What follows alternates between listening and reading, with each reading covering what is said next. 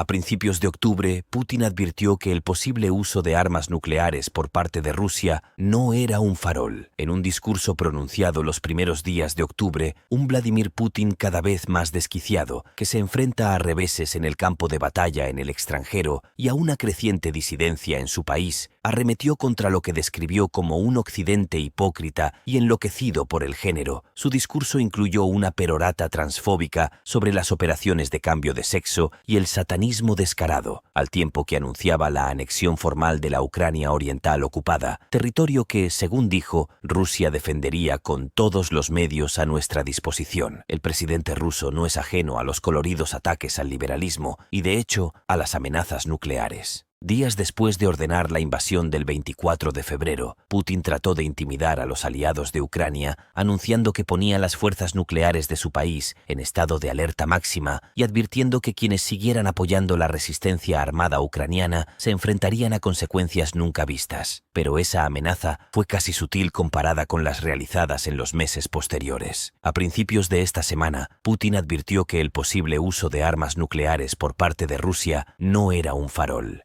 Dmitry Medvedev, vicepresidente del Consejo de Seguridad de Rusia y siempre deseoso de demostrar su lealtad a Putin y a su operación militar especial, se hizo eco de las declaraciones días más tarde, diciendo que Rusia podría utilizar armas nucleares en Ucrania sin pedir permiso a nadie, sin largos consuelos, si sintiera amenazada la existencia misma de nuestro Estado, ahora ampliada para incluir la región del Donbass. La OTAN no se atrevería a responder, añadió Medvedev, y se arriesgaría a una conflagración nuclear más amplia por una Ucrania moribunda que nadie necesita. La retórica podría ser descartada como una simple postura de tipo duro de un país que actualmente corre el riesgo de perder una guerra de elección. Pero los observadores más veteranos están alarmados, ya que la confianza de Rusia en el chantaje nuclear para salirse con la suya es ahora más explícita que nunca. Putin, de hecho, señaló en octubre el lanzamiento de bombas atómicas por parte de Estados Unidos sobre Hiroshima y Nagasaki en la Segunda Guerra Mundial como un precedente para el uso de armas nucleares en un conflicto. Hans Christensen es el director del proyecto de información nuclear de la Federación de Científicos Americanos, que ha estado siguiendo la retórica nuclear de Rusia. En una entrevista, habló sobre las señales que Estados Unidos y otros países están buscando y que podrían apuntar a que Putin apriete el gatillo de un arma nuclear en el campo de batalla, y por qué su último discurso es motivo de alarma. Algunas preguntas y respuestas han sido editadas por razones de brevedad. El presidente Putin terminó, al poco tiempo, por pronunciar un discurso con motivo de la anexión de la Ucrania oriental ocupada, y en él habría reiterado que utilizaría todos los medios a su alcance para defender el territorio ruso. ¿Implica eso con certeza armas nucleares? ¿Algo de lo que dijo se aparta de lo que entendemos que es la doctrina nuclear rusa? ¿Algo alarmante? Sí, pues según Hans Christensen, confirma lo que dijo antes, a fines de septiembre, donde fue más explícito. Es su estilo, si se quiere. Le gusta hacer sonar esta espada y ser muy dramático, pero por supuesto, el término genérico, todos los medios a nuestra disposición, también podría significar muchas otras cosas. Se está por ver. Se piensa que la clave aquí es que, obviamente, está tratando de crear una nueva condición en la política nuclear declarada de Rusia, en la que solo alguien que altere la integridad del territorio ruso de alguna manera, potencialmente, es un receptor de un ataque nuclear. Y eso va más allá de todo lo que está en la política declaratoria actual. Eso ciertamente requiere pasos mucho más significativos aquí. Obviamente, está intentando crear una situación en la que haya una coacción adicional, una presión sobre Ucrania y Occidente para que dejen de luchar y busquen algún tipo de acuerdo negociado aquí. Como ha dicho, su retórica va más allá de la doctrina rusa, que, según tenemos entendido, no es tan diferente de la doctrina estadounidense. Si hay una amenaza existencial para el Estado, podrían recurrir a las armas nucleares. Así pues, cuando ve que Putin se vuelve un poco más incendiario, se puede considerar que se trata simplemente de un juego político y, a pesar de sus protestas de que no va de farol, de hacerse el duro, ¿o podemos creer que eso refleja un cambio en su doctrina? ¿Refleja un cambio en la forma en que el presidente de Rusia habla de esto? Si refleja un cambio real en la planificación de Rusia para estos escenarios, es otra cuestión. Francamente, se sabe que los militares rusos están probablemente menos entusiasmados con la idea de lanzar armas nucleares porque conocen muy bien cuáles serán las consecuencias de hacerlo. Todo esto, que se podría interpretar como que es lo que hace Putin, una amenaza para amedrentar. Este es su estilo de golpear el pecho. Le gusta utilizar grandes palabras para asustar a otras personas, pero si se refleja en la planificación real que están haciendo, es otra cuestión, y considerando que pasará algún tiempo antes de que lo veamos. Sin embargo, hay una serie de pasos que tendrían que dar antes de poder emplear un arma nuclear táctica en el conflicto de Ucrania. No es como si tuviera un botón rojo en su escritorio y pudiera pulsarlo cuando le apeteciera. Todos nos estamos preguntando si hay algo que Putin pueda decir que los políticos interpreten como algo más alarmante que la simple retórica. Si hay algún tipo de palabras en clave que, si los dirigentes vieran la introducción de las mismas en los discursos de Putin, lo tomarían como algo más que una simple postura. Debemos recordar que antes nos ha parecido escuchar eso. Una de las líneas de su discurso fue que Estados Unidos ya había sentado un precedente para el uso de armas nucleares en la guerra al referirse al uso de armas nucleares contra Japón en la Segunda Guerra Mundial. Eso lo podemos considerar que esa es una nueva señal en la que podría empezar a argumentar. No somos los primeros en hacer esto. Los estadounidenses ya han hecho este tipo de cosas. Y eso podría añadir otro nivel de indicador de que está pensando en esto de una manera nueva. Max Seddon, el jefe de la oficina de Moscú del Financial Times, comentaba este discurso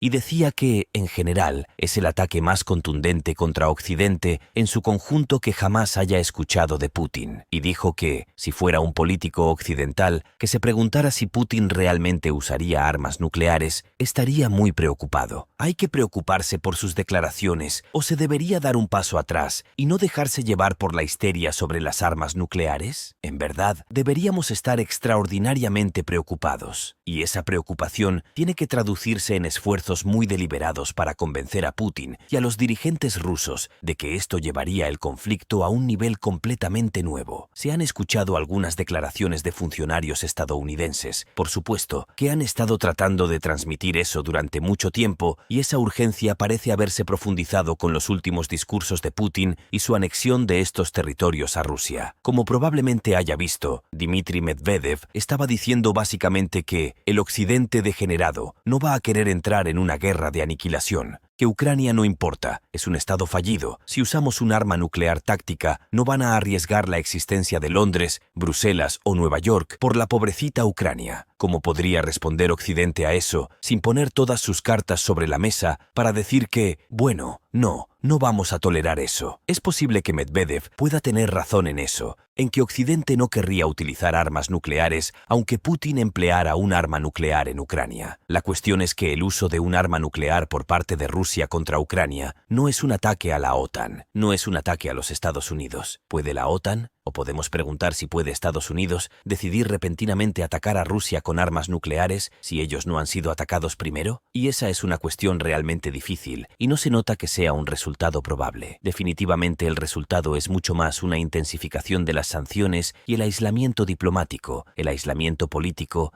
tal vez algunos ataques cibernéticos y, en la forma más extrema, probablemente algún tipo de acción militar. Pero, de nuevo, incluso eso es difícil de pensar porque, repitamos otra vez, la OTAN no ha sido atacada. Estados Unidos no ha sido atacado. Entonces, ¿se puede empezar a atacar a Rusia? Es un dilema realmente difícil, así que supongamos que Medvedev, hasta cierto punto, tiene razón cuando dice eso. Por supuesto, el peligro es que suponga que Rusia realmente piensa que puede lanzar una bomba nuclear allí, o varias, y que Occidente esté realmente atado de pies y manos. No puede actuar realmente, desde luego no a nivel nuclear. Nadie está deseando ver una guerra entre dos potencias con armas nucleares. Pero cuando se habla de cosas como las sanciones y el aislamiento diplomático, es difícil no poner los ojos en blanco y decir, sí, podrían usar un arma nuclear. Un escenario comodín que se puede imaginar, por supuesto, es que si lo hiciera, la OTAN o Estados Unidos, más probablemente llevaría a cabo ataques contra las fuerzas rusas dentro de Ucrania. Y eso sería algo así como, no exactamente un ataque a Rusia,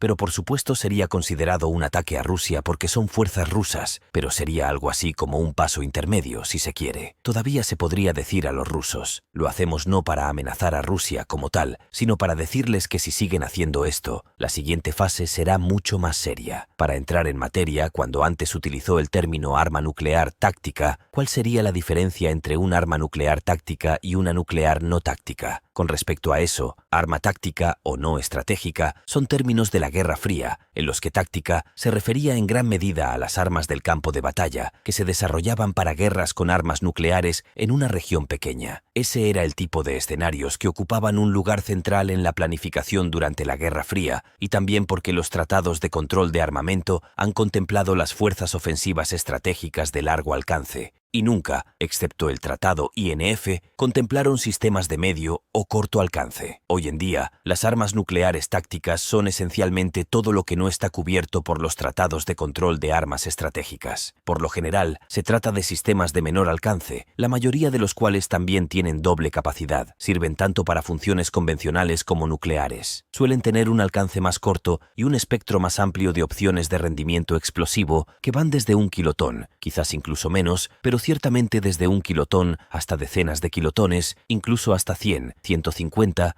200 kilotones en algunos sistemas tácticos. Cuando la gente habla de armas nucleares y de los tratados que las rigen, tendemos a pensar en algo que desencadenaría una guerra existencial, la destrucción de la Tierra tal y como la conocemos, mientras que estas son para obtener, para ser obvios, una ventaja táctica en el campo de batalla al golpear, digamos, un búnker que está en lo más profundo del subsuelo. O quizás la razón por la que Rusia estaría pensando en ello es simplemente el mensaje que enviaría. Cuando nos referimos a que todas esas misiones podrían cumplirse también con armas estratégicas. Se trata más bien del tipo de ataque que se realiza. ¿Cuál es la intensidad del ataque? Y aquí los rusos, debido a su posición geográfica, están rodeados de potenciales adversarios en su región cercana. Tienen a los británicos, tienen a los franceses y por supuesto a las fuerzas de la OTAN, y luego tienen a los chinos. Así que necesitan, en su planificación militar, una especie de fuerzas nucleares regionales para enfrentarse a esos adversarios en esas regiones. Podríamos pensar en ellas como estratégicas, porque cualquier uso de un arma nuclear sería de naturaleza estratégica. El término táctico se refiere al alcance y a la intensidad del ataque. Estados Unidos no depende de las armas nucleares tácticas tanto como Rusia, y eso se debe, en parte, a que Estados Unidos no tiene regiones al lado donde tenga que librar guerras nucleares. Solía tener más armas nucleares tácticas cuando tenía muchas desplegadas en Europa y en Corea del Sur, pero la mayoría de ellas fueron retiradas y eliminadas después de la Guerra Fría. Le quedan unos cientos de bombas nucleares tácticas para aviones de combate, y algunas de ellas están en Europa ahora mismo,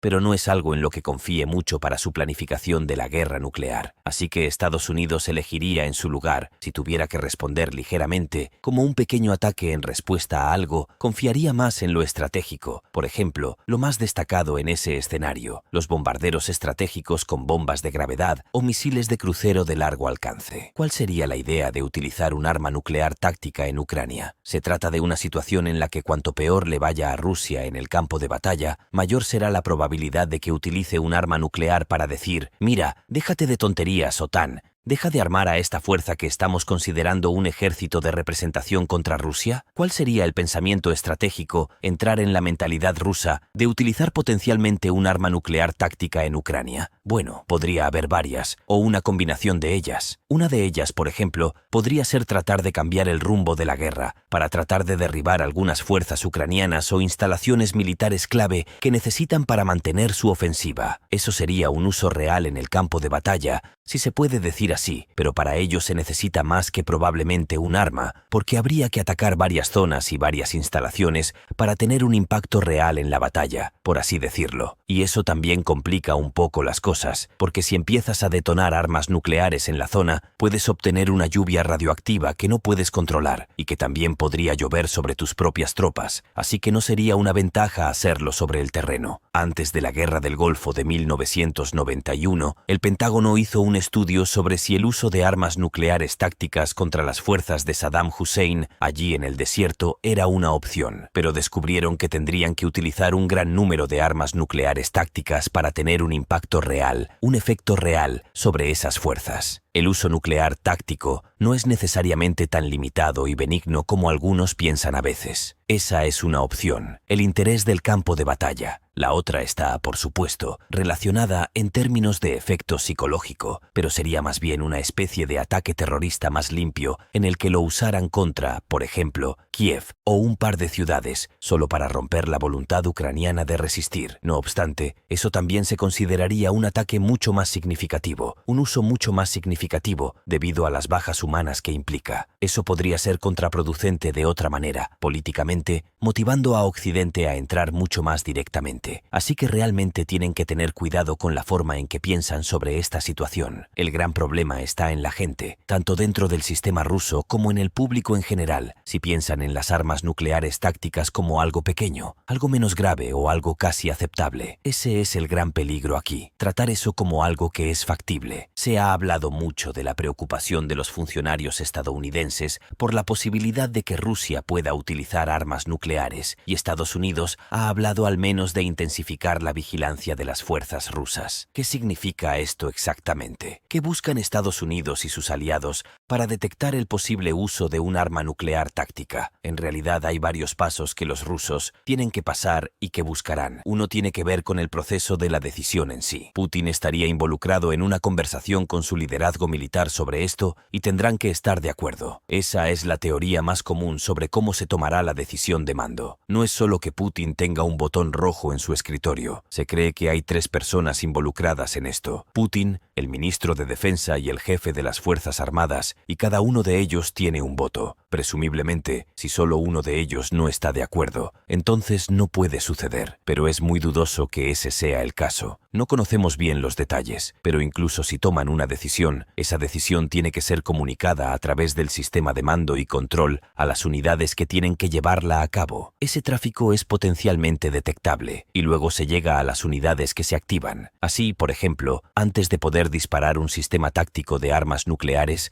hay que sacar la cabeza nuclear del almacén central. Así que esa sería la actividad en los búnkeres. Las unidades especiales, que son las unidades de custodia y las unidades de seguridad, se activarían. Y luego tendrían que transportarla en camión o volar en helicóptero hasta la línea del frente, hasta las unidades que tendrían que lanzarla. Y allí habría otro equipo que tendría que instalarlo. Así que hay una serie de pasos que tendrían que ponerse en marcha y que delatarían que algo está sucediendo. Si los Estados Unidos están aumentando su vigilancia de esto, creo que ha estado bastante ocupado vigilando esto durante mucho tiempo. En realidad, observaciones por satélite, tanto el espectro visible de los satélites como las imágenes normales que podemos encontrar en Google Earth, pero también infrarrojos y detección de señales, y luego, por supuesto, también inteligencia. Usted ve estos aviones espías que están volando a lo largo de las fronteras todo el tiempo. Han estado ocupados durante mucho tiempo. Este es un nivel normal de actividad, diría yo. Y luego hay espías en tierra. Tienes gente en el sistema o incluso fuera con algunas de las unidades que transmitirán información.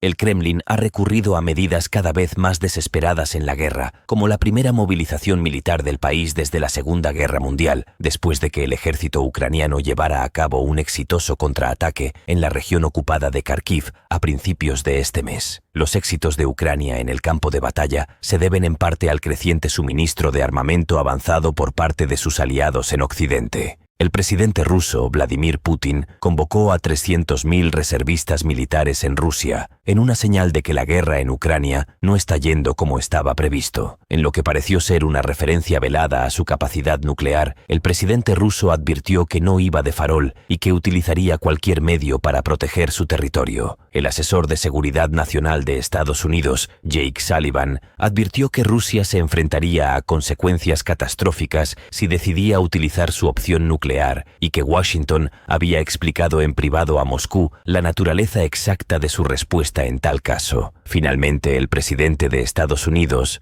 Joe Biden, advirtió que si Putin utiliza armas nucleares u otras no convencionales contra Ucrania, la respuesta de los Estados Unidos será consecuente, también sin dar detalles explícitos. Putin y sus aliados han hecho alarde de su capacidad nuclear en repetidas ocasiones desde el inicio de la invasión el 24 de febrero. Poco después del inicio de la guerra, el presidente ruso anunció que ponía sus fuerzas nucleares en alerta máxima. Rusia posee el mayor arsenal de armas nucleares del mundo, según el Instituto de Investigación para la Paz SIPRI de Estocolmo, que cifra la cantidad en 6.255. Gracias por llegar hasta el final. Comenta tu opinión sobre el posible uso de armas nucleares por parte de Rusia. Te estaremos leyendo. Recuerda dejar un like, suscribirte al canal y activar las notificaciones. Nos encontramos en el próximo video. Hasta pronto.